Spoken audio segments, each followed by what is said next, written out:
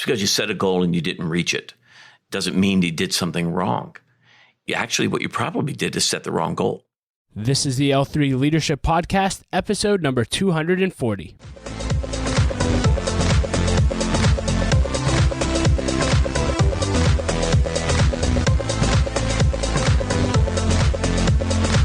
What's up, everyone, and welcome to another episode of the L3 Leadership Podcast, where we are obsessed with helping you grow to your maximum potential and to maximize the impact of your leadership. My name is Doug Smith, and I am your host, and today you're going to hear an interview that I did with one of the most influential leaders in my life, my pastor, Pastor John Nuzzo. I've had the honor and privilege of sitting under John's leadership for over 17 years, and I can tell you he has been absolutely instrumental in developing my heart, my character, and my leadership, and I'm extremely grateful for that. He and his wife, Michelle, founded Victory Family Church in 1993, and they have since grown the church to literally thousands in attendance on the weekend. And for me, to be able to watch literally tens of thousands of lives be transformed over the last 17 years at Victory has been absolutely amazing. And I am incredibly grateful for their obedience to what God called them to do. And I certainly admire their leadership, and I've learned so much from their leadership. But the thing I love most about Pastor John and Michelle isn't the lessons that they teach from their experience, it's who they are. Their hearts and their lives are absolutely incredible and absolutely worth following. And I've been quoting Gerald Brooks a lot lately. He said this, he said, sometimes in life, it's not the lesson that you need, but it's the life of a leader that you need. And I know that in my life over the last 17 years, I've desperately needed to be around Pastor John and Michelle and watch their lives so that I can grow into the leader that God called me to be. So I'm extremely grateful for them, and I hope that you'll catch a little of their heart in this interview with John today. In the interview, you'll hear me ask John to share his advice to leaders in each of the decades of their lives. This was so good. You're going to hear him give advice for leaders in their 20s, their 30s, their 40s, 50s, and beyond. I also asked him to share what he's currently learning in his leadership journey. One of the things I greatly admire about Pastor John is his willingness to humble himself and grow regardless of how difficult it may seem. And so you'll get to hear some of the things that he's grown through recently. I'm just telling you, this is going to add so much value to your life. So get ready. But before we dive into that, just a few announcements.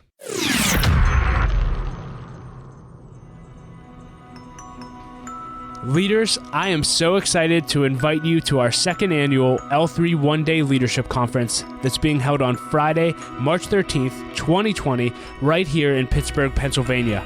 We have an incredible lineup of speakers for you this year. We have Jeff Henderson, who is a pastor at North Point Church and works with Andy Stanley. He also recently authored the book 4, and that book is so incredible that we're actually giving a copy away to everyone in attendance at L3 One Day this year. And I've heard the talk that Jeff is going to give at the conference, and as soon as I heard it, I knew I had to have him speak at L3 One Day and share this talk. And leader, I'm telling you, you are not going to want to miss this conference just for that talk alone. In addition to Jeff, we have many other incredible speakers. We have Laura Ellsworth, who's the partner in charge of global community service initiatives at Jones Day. She's one of the best speakers I've ever heard in my life. We have Bill Strickland, who's the founder and the chairman of the Bidwell Training Center here in Pittsburgh. We have Greg Weimer, who's the partner of Confluence Financial, and a few others, and it is just going to be an incredible day. But leader, let me tell you why that I believe that you and your team need to be in the room at L3 One Day, more than just who's speaking. It's because I believe you are one idea and one connection away from changing your destiny and the destiny of your organization. I'll say that again. I believe you are one idea and one connection away from changing your destiny and the destiny of the organization. Leaders, get in the room. Because here's what I know. You have no idea what you're missing when you're not in the room. I love what Gerald Brooks said. He said this about being in the room. He said, leadership can be taught, but it has to be caught. And when you're in a room with high-level leaders, you feel it.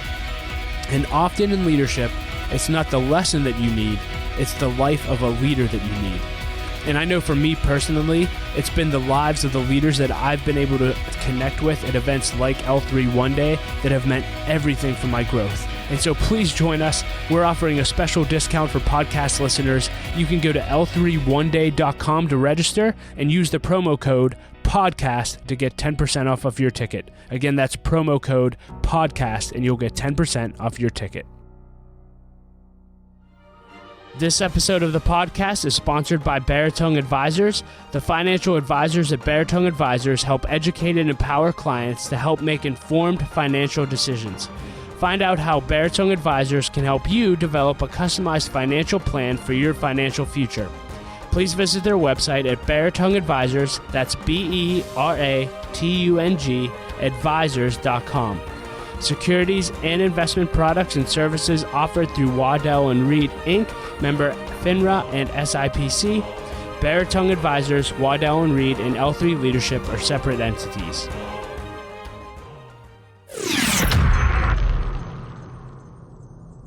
And with all of that being said, let's dive right into the interview. Here's my interview with Pastor John Nuzzo. Pastor John, thank you so much for taking the time to do this interview, and just tell the audience a little bit about who you are and what you do before we dive in. John Nuzzo, my wife Michelle and I founded Victory Family Church in Cranberry Township, Pennsylvania 26 years ago, and we've been pastoring the church ever since. So we pastor a church. That's what we do. It's a huge church. It's a church that greatly impacted my life and changed the trajectory of my life. And just thank you for your leadership. Thank you for your influence in my life as a pastor, as a father figure, friend, mentor. You fill all of those buckets. So just so grateful for you. That's an honor. And thanks for taking time. I know you're a busy guy, and so I appreciate it. I just want to get real about your leadership journey in the last 3 to 5 years. Yep. You know, as someone who loves studying leadership and watches leaders from a distance, I've been watching you, and I feel like you've been in a significant journey of growth over the last 3 to 5 years. Mm-hmm. And I'll just leave this broad. What have you been learning about leadership, and what has God been teaching you in the last 3 to 5 years? Because I feel like it's been a significant shift. You know, the younger you are in your leadership journey, the more apt you are to want to add instead of multiply. And if you do want to multiply, it's sometimes more tied to what you think you need to produce rather than who you need to help. And so when we started the church, my ignorance level was so profound, and I'm not being self-deprecating, it's the truth, that I realized that there was no way this should have ever worked. But I found something out about when you yield to God and His grace, and you do what He asks you to do with your life, and you just are honest, and you just say, look, I'm as imperfect as any 10 people combined maybe. But yielding to God and doing what He asks you to do and serving people and actually giving your life for something greater than yourself, it just creates an amazing opportunity for God to do great things that only attribute to His mercy and His kindness. But I've seen in the last 3 to 5 years of my life a calling, a desperation to multiply. John the Baptist said something. He said, when they came to him about Jesus, he said, look, I've got to decrease that He might increase. A generation of leaders, my stage in age, and I'm 59, there's a time where there's much that we still need to add value to, but there's a place where we now need to decrease so that others might increase. And what my heart is, Doug, is to see leaders multiply and to see young men and women have the opportunity to multiply. A while back, I was just doing my devotional and just reading, and where Eli and Samuel were in the temple, and God spoke 3 times to Samuel. And Samuel didn't recognize that it was God speaking to him. So he thought Eli was. So he goes to Eli and he said, go back to bed. Long story short, after about the 3rd time, Eli's like, hey, next time the voice speaks to you, answer it. I'm your servant. I'll do what you tell me to do, basically. And God spoke to Samuel, and Samuel did it. When I finished reading that, the Holy Spirit spoke to my heart. And in the way He does to a believer, just it's a knowing, if you will, in your heart. And it was this. It was that I could have easily spoken to Eli. He was older. He was more established. But I spoke to this young man, Samuel, because it was the next generation. I want to speak to that next generation. And He spoke to my heart, and He said, I'm not going to give you the mission and vision for the next generation. Don't ask me. See, Doug, leaders have a tendency to think if we're leading today, we're supposed to lead tomorrow. It's a natural thing for leaders to do in any stage of your life. He said, but what I will hold you accountable to is to teach them to hear my voice and how to hear my voice and obey it. So I made a change in direction that I want to see the next generation prepared to hear God's voice and God's plan for their generation. Not that I have to approve of it or even understand it, but to help them to actually be able to do it and to trust God and to learn from the ways and the things, because walking with God by faith in His grace is timeless. That's not generational. That's biblical, and that's timeless. And so that's where I've become my focus, is to grow to the place of equipping other people to lead at a level where they're singularly following God's plan for their life as a leader, and not just under our organization here, even though we're doing that internally as well.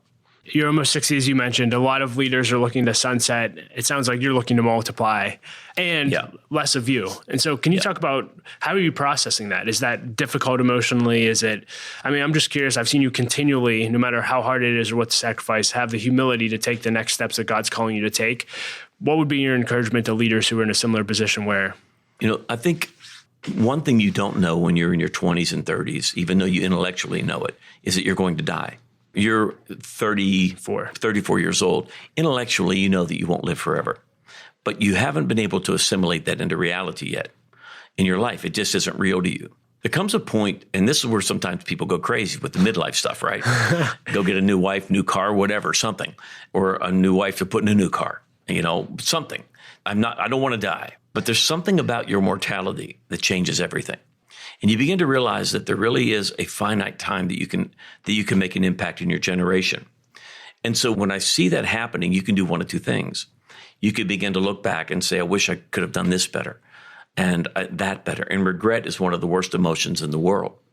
Or you can look forward and say, how can I take all of that, both the good, the bad, and the ugly? How can I do all of that and yet be able to do it in a way where I'm able to help somebody to miss a pothole or two, to get over a barrier more quickly, or better yet, to miss a barrier entirely.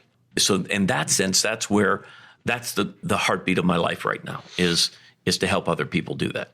Yeah, and that's where you are now. You've obviously lived multiple decades. I'm curious, if you had to summarize maybe a lesson or two for leaders in their 20s and then in their 30s, 40s, and 50s, I would just be curious what your input is on each of those seasons of life. I would say I could take that in two places for you. I would say what I did do and what I should have done looking back. In your 20s, it's a time of development, not a time of achievement. It's a time to stay put and to learn and stay in hard places. Anybody typically who leaves development in their 20s for achievement will suffer a foundational crack.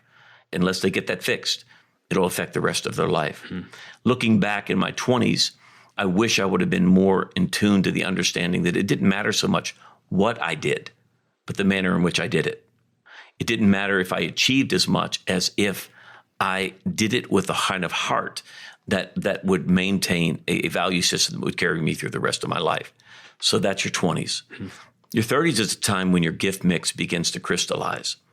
And in my 30s, I look and I really did start to step into that gifting part of my life. And because I didn't understand my 20s well, I had to build a foundation intellectually, even through skills that I didn't have, understandings I had no concept of, while I was building the ship, if you will. It's hard to build a ship in the water. And a lot of times that's what you have to do when you didn't develop appropriately in the right timing. Preparation's never wasted time.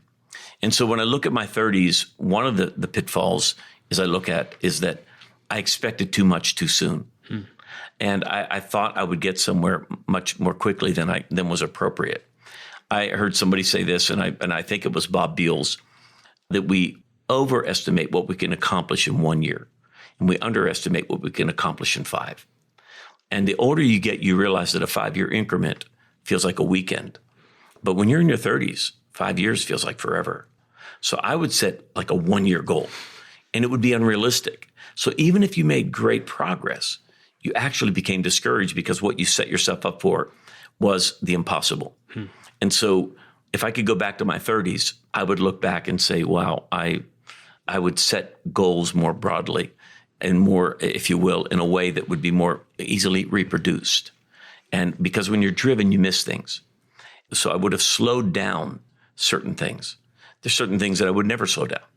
Trusting God, believing God, wanting to reach people, that's all fine. In my 40s? Yeah, let me tack on one question in your 30s because I'm there. Personally, I experienced this and I see leaders experiencing it. I feel like in the 30s, a lot of people have young families. You're still early on in your leadership development, but you want to prove that you're a leader through your performance. Yes. And you alluded to this a little bit in the earlier in this podcast. Can you just speak to that? Because I do feel like, and I'm again, at my worst, it's like if I'm not John Maxwell today, then I just want to go crawl in a hole. I mean, I'm just being real with what I'm going through. So it's like, okay, if I don't have this person and this leader validate what I'm doing, then I'm worthless. And I know that's not true, but how did you navigate that? And what advice would you have for leaders going through that now? Well, I'd like to say I've navigated those things well, but you can only do what you can do when you're doing it. But looking back, what I would realize is that it doesn't matter the perception of other people, and ultimately your own perceptions. Self-judgment's probably the worst, because that's the one you go to bed with and wake up with. It's not true. Just because you feel it doesn't mean it's true. Just because a difficult season is there doesn't mean it's true. Just because you set a goal and you didn't reach it doesn't mean you did something wrong. Actually, what you probably did is set the wrong goal, more than likely in your 30s. So I would say that is to draw back from actually counting the beans and more realize what am I trying to accomplish? What's the broader purpose of what I'm trying to do? Because if you can stay connected to your purpose, and in my case, that's to lift people, to lift them to a Savior, to see people come to know Christ and walk with Him and fulfill the mission and purpose of God in their life. If I could keep that forefront and not get caught up in these individual goals. And there's nothing wrong with counting, because people matter, okay? Nothing wrong with goals. There's nothing wrong with evaluation of goals. The younger you are, the more, let me just say it this way.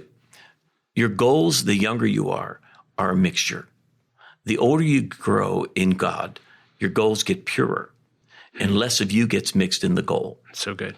And in my 30s, it's unavoidable. And that's why it's so helpful to talk to older people. It's unavoidable of how much of you gets blended into the goal, because you're dealing with your own issues, your own insecurities. Michelle and I, in our marriage, trying to figure out how do we even, because I mean, when we came out of a lot, we're trying to figure all this out while you're having kids, while you're building this, and it's like, I'd pay $1,000 for a nap at that stage in life, right? Yeah. I mean, you and Laura, where you're at, you'd pay $1,000 for a nap, right? I'd take out a loan for a nap. And so you're so hard on yourself. And you put so much that God never puts on you.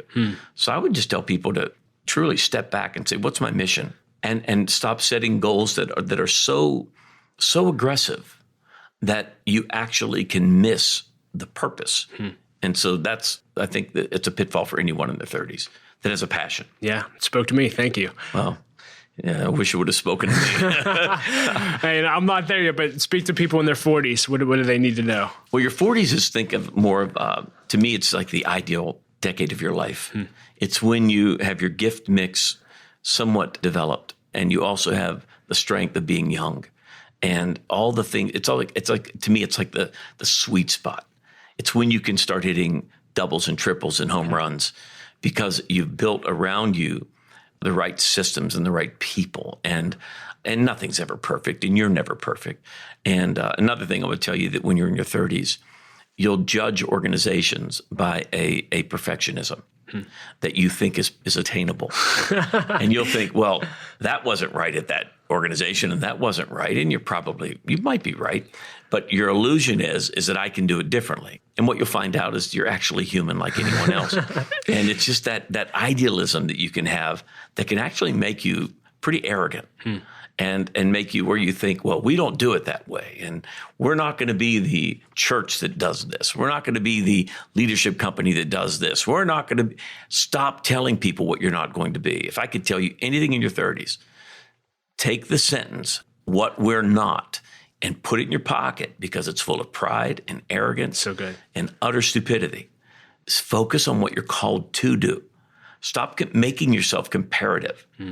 Stop telling people that what you aren't, and be who you are, and let them define who you are. But when you get into your 40s is when it can all come together. And it doesn't mean it's perfect, because a lot of crazy things happen in your 40s as well. Life, by the way, keeps happening, okay? And your 50s can be very much a sweet spot as well, but it's also a time when you begin to transition. And you begin to think in terms of, oh, wait a minute, the sand really does run out of the hourglass. You look in the mirror and you're like, who is that guy? And you think, that guy's old, and you get, in your 50s, you can, 50's the new 40, but I'm 59, 60's the new nothing. You're like 60 stinking 60, 70's stinking 70. And then you get to where it's like, I could be dead and you start counting years. You're like, I drive past graveyards and I think they're going to put me in one of those someday. Wow.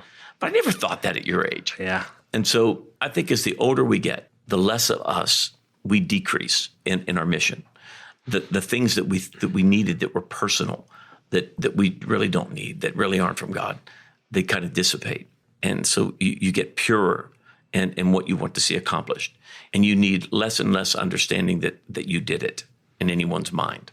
And ego goes away because you have so many fallacies and so many failures in your life and so many things you thought you knew that you didn't. And you actually realize that the older you get as a believer, as a Christian, and you mature, the opposite happened to what I thought would happen.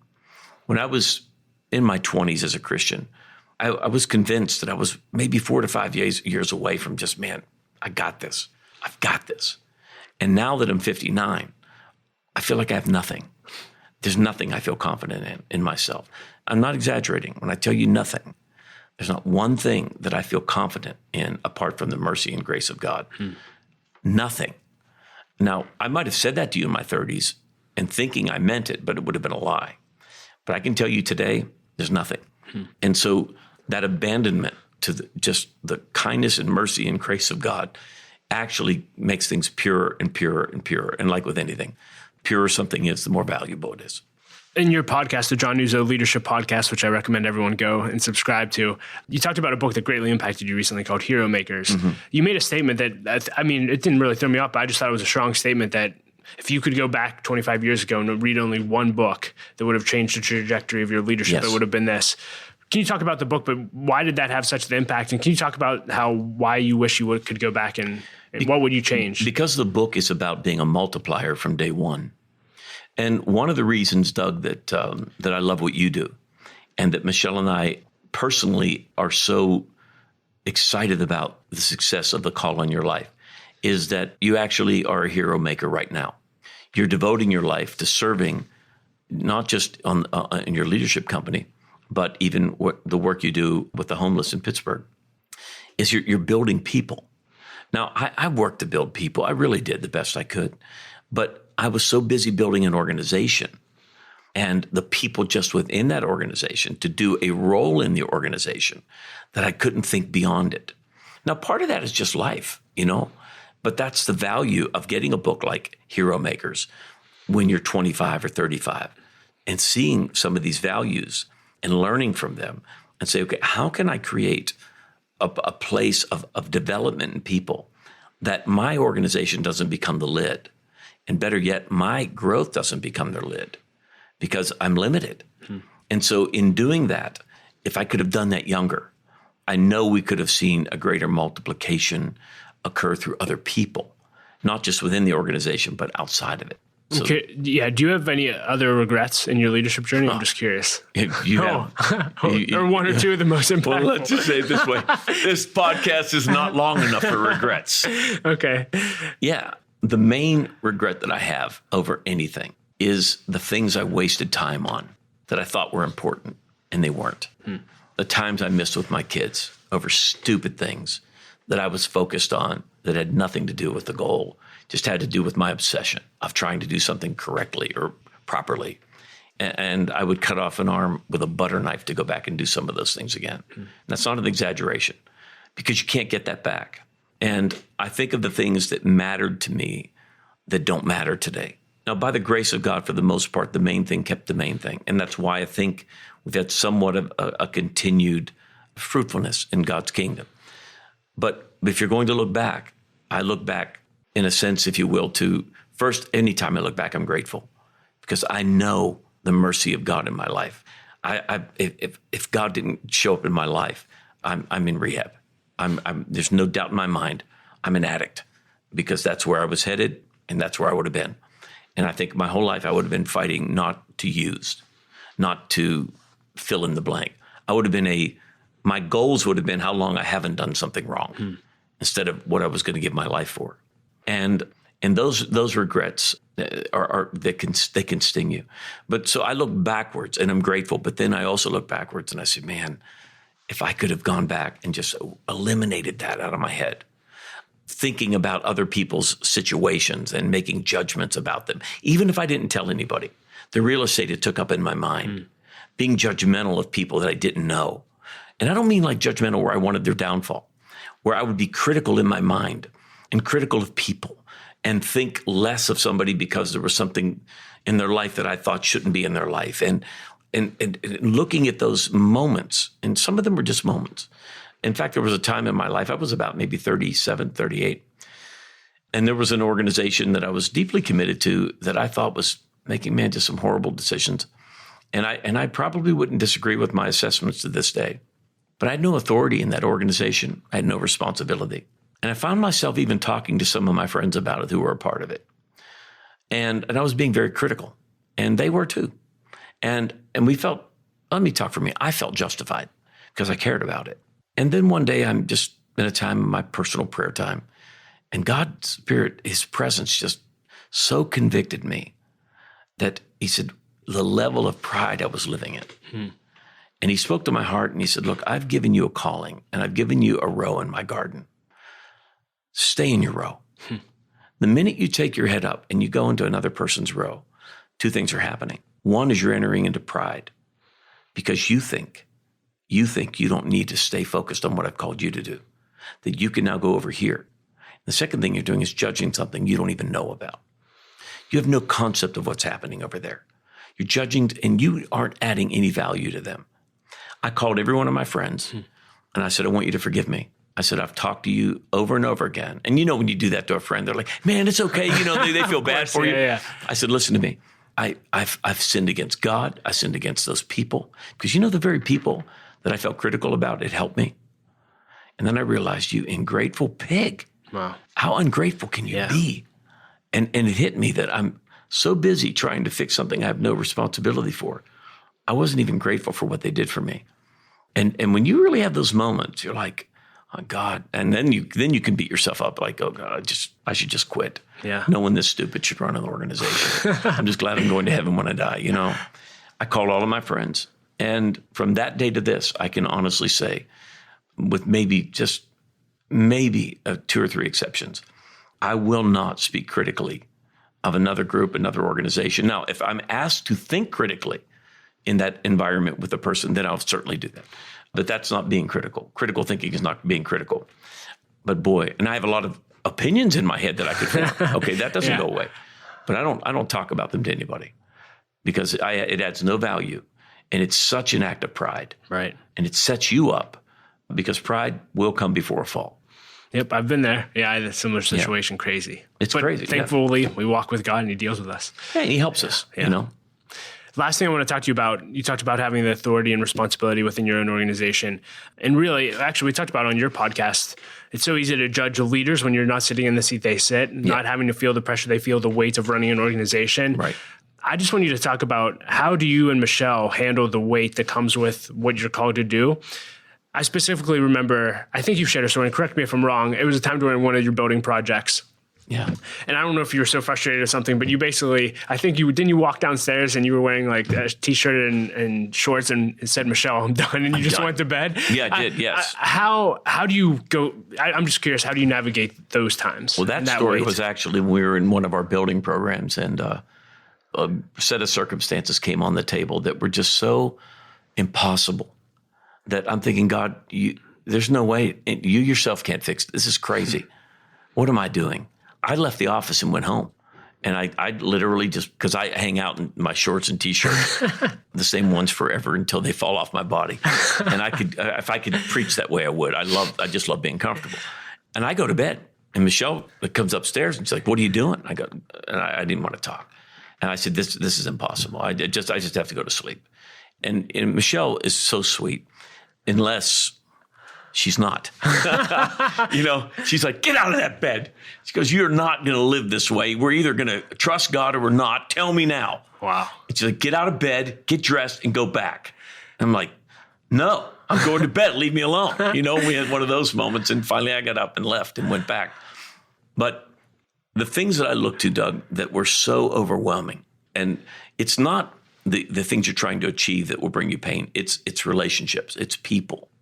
When you go through this journey You're as imperfect as anybody else. But you'll find that very imperfect people will expect perfection. And there's nothing you can do about that. But people that you've poured your life into will not care. Well, like I just told you, I did for another organization. And I thought, and I'm not exaggerating when I tell you, when I realized the depths of the sin I was walking in, I was so embarrassed. Not that I'd said it, but that I had been so dishonorable to God, so dishonorable to these people who were, they're imperfect. But now that I was learning a few things that I'd done something for 4 or 5 years, I'm an expert. You know how much of an idiot I felt like? You know, somebody does something 2 or 3 years and now they know what they're doing. It's like, you know, it's you just don't want to be stupid on purpose, is what I would say. You know, that's why I like to learn from others and learn from their stupid so you don't have to repeat it. But boy, people that you would give your life for, you'd pour your life into, they don't just go away. They go away mad. And they're judgmental, and they're like, well, this is wrong and that's wrong. And there's no gratefulness and there's no honor in people. And you begin to think, well, wait a minute. And then you could start to get like, okay, I'm not risking this anymore. But then you go back again to growing up and saying, spiritually, if you will, why would I expect something in them that I didn't have at that stage? Wow. We always judge people from where we are. We judge them from a place where we think we might be, and we look forward with ignorance and pride and just the ignorance that comes with youth. Or we look backwards with a 20-year gap or a 30-year gap and judge them based on where you're at today. The most painful things you do are the things you create in the way you perceive things, the way you treat people in your head, not in the flesh, the way you perceive the way people are and aren't. The judgments you make that you have no business making. I can judge if what you did is right or wrong. What I can't judge is what drove you to it. I don't know why a person's the way they are. I don't know the mitigating circumstances. And man, our journey has gotten easier when I have stopped holding people accountable to a level that I need from them, and then truly begin to pray for their benefit. Say, Lord, if I'm right, and I didn't used to say that because I knew I was right, of course, right? I said, Lord, if I'm right about this, I know what's going to happen to them in 3 to 5 years. Doug, I can't tell you how many people have sat down with me after I've talked to them about certain things, and they would say, well, you're prophetic.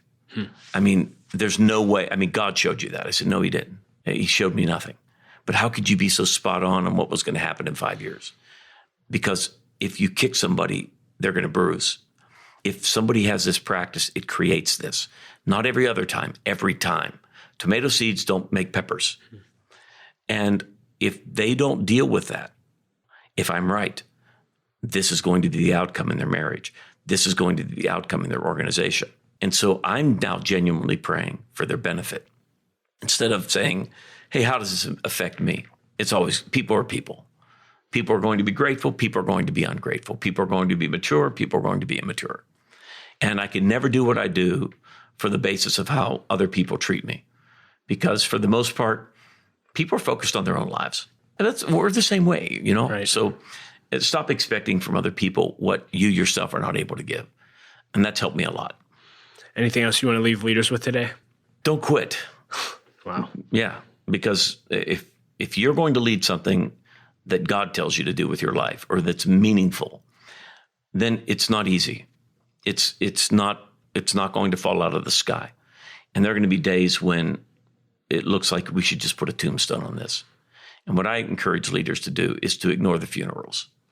When other people would put a tombstone, you ignore it. And you just keep doing what God's put in your heart to do. Doesn't mean you don't make adjustments, particularly if the funeral is a result of your decision.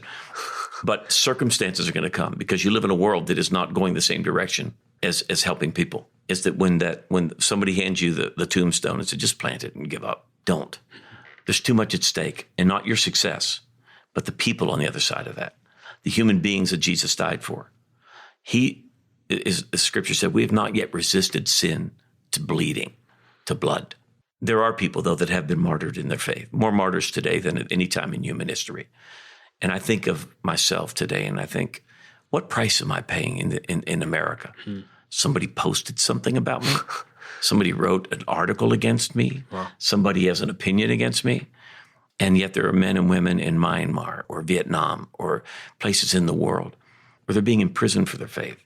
They're being beaten for their faith. They're being killed for their faith in China. These aren't hypotheticals. In the last 24 hours, someone on this earth has been put to death because of their faith. And I think of those men and women. They did, unto blood, obey God. And I think of them and I think, Lord, this is nothing. Wow. They would laugh at this to me. They would laugh. They would think it was actually a gift to have my problem. And so the perspective of realizing that there's a big world out there, in my segment of it, I better be grateful for every kindness that I've received from God and be so thankful and just believe the best about people and don't give up and believe the best about yourself. Stop being so hard on yourself because leaders, we're brutal. We are brutal with ourselves. Yeah. Just give it a break.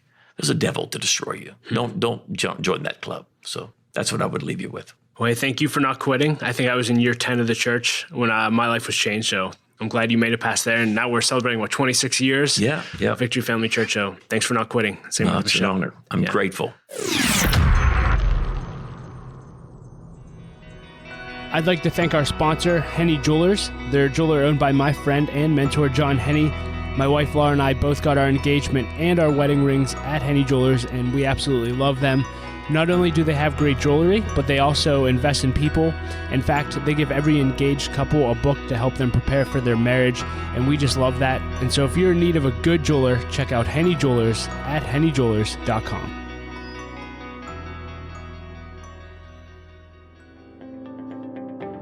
I'd also like to thank our sponsor, BAB Inc. BAB is an insurance broker, a third-party administrator, and consulting firm led by my friend and mentor, Russell Livingston. Russell is extremely passionate about developing the next generation of leaders, which is why he's partnering with us on this podcast, and he's also opened up his offices here in Pittsburgh to host our monthly leadership events, and we are extremely grateful for that. The nonprofit that I work at, Light of Life Rescue Mission, started using BAB as our insurance broker around 3 years ago, and we've had an unbelievable experience with them, and we highly recommend them. So if you or your organization has any insurance needs, please check out and learn more about BAB at babbins.com. That's BABBINS.com. Well, hey everyone, thank you so much for listening to my interview with Pastor John Nuzzo. I hope that you enjoyed it as much as I did. You can find ways to connect with John and links to everything that we discussed in the show notes at l3leadership.org/episode 240. As always, if this episode added value to your life, please share it on social media. Let us know what stood out to you. Let us know what impacted you. Pass it on to another leader who needs it. And as always, if you enjoy this podcast, it would mean the world to us if you would leave a rating and review on iTunes. It really does help us grow our audience and reach more leaders, so thank you in advance for that. Also, don't forget to register you and your team for our second annual L3 One-Day Leadership Conference, which is being held on Friday, March 13th, 2020. You can register at l3oneday.com, and remember to use the promo code PODCAST for 10% off. As always, I like to end with a quote, and I'll quote John Maxwell today. He said this, he said, "More than anything, leadership is a people business. If you want to be in the business of leading, you've got to first be in the business of loving the people you lead." Such a great reminder. Hey, thank you so much for listening to the podcast and being a part of L3 Leadership. Laura and I appreciate you so much, and we will talk to you next episode.